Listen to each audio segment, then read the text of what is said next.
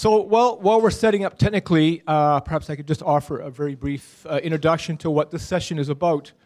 I just wanted to offer a quick overview commentary regarding the issue of urban scale, because it was certainly a feature of John Friedman's talk last night, and it's been a recurrent element of the global urban discourse. And certainly many urbanists are talking about the need to recognize the full extent of the metropolis, the regional city, the city region, in economic, social, cultural, and landscape terms, as well as for planning and for policy. And John made this plea last night very eloquently. More recently, I heard from colleagues that are involved in a very large project called Global Suburbanisms, if anybody's come across that animal yet in their travels. It's headed up by Roger Kyle, my favorite German eco-Marxist at York University in Toronto, and Elvin Wiley across the street's involved. This is an enormous project. It truly is global in scale, and it's really intended to capture the importance of the suburban and indeed exurban dimensions of urban change around the world. And in a talk at the American Association of Geographers recently, Roger Kyle announced that if we're to understand the current suburban and exurban reality of global urbanization, we're going to have to forget everything we've ever learned or thought we knew about cities in terms of empirical and theoretical tendencies and framing. I hope he's exaggerating a little bit about having to forget everything. Otherwise, people like David Lane and myself don't have much to look forward to in the future. So that said, I think we can make a continuing argument about the ongoing saliency of the central city. It is, after all, a territory like no other in the region. The city center is performed as a marketplace, as a center of administration and control for thousands of years. It was a site of industrialization in the late 18th and 19th centuries. The industrialization experience is linked to urbanization. It's largely taken place within the central and inner city environs.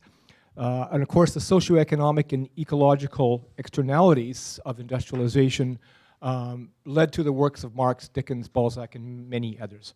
So in the Vancouver case, again, a large element or positionality of what Vancouverism entails, and this is something we can have a good argument about, is still centered within the core area of Vancouver.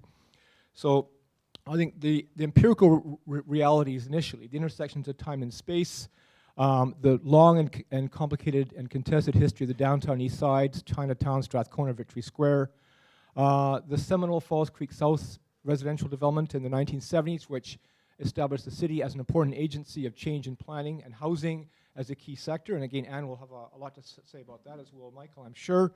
The globalization process of the central area in the 1980s from Expo 86, and the sale of the Expo properties to Chung Kung Holdings in Hong Kong. The seminal 1991 Central Area Plan, which paved the way for the high-rise districts in the core, the Olympics in 2010, the Southeast Falls Creek project, and so on and so on. We don't have to work too hard to make a case for the enduring saliency of the core area. So we're fortunate indeed to have a really expert panel this morning. So rather than indulge in further backgrounds or descriptions of who our panelists are, we've got Michael Gordon presenting first, who offers a very informed and learned take on the history of Vancouverism in its various guises and phases. That will be followed by Anne McAfee, another wonderful colleague who I've shared many planning experiences with. My last project when the city, before I came out to TBC 91, was to co-write the third one-way report with Anne for City Council. Wasn't that fun, Anne? 6-5 vote along predictable lines. And then we'll finish up with Trevor, who will certainly offer us a very incisive and energetic and in some part entertaining as well commentary. Trevor is really one of those indispensable critics of what's going on in Vancouver, without which we can't advance. So we need a critical reflection on what's going on. Looking forward to the presentation. Michael, over to you first.